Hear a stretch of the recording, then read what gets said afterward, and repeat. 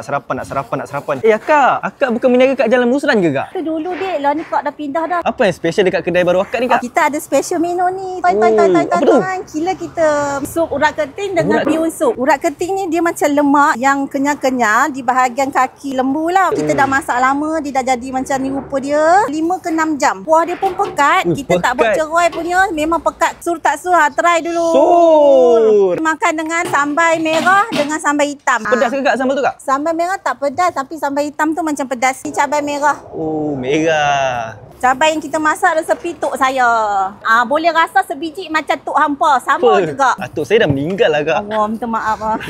Yang lain-lain ni apa kak? Okey, macam ni ada daging. Ni perut. Ini semua dari lembu lah kak? Ni, ya betul. Lembu mana kak? Aku tak pasti daripada Kedah ke Selangor. Oh.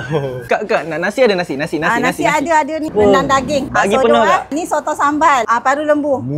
Ni sambal special. Nasi lemak hijau pandan. Sebabkan muka awak macam ada ala-ala Korea sikit. Ini menu special untuk awak. Betul apa? Ramen.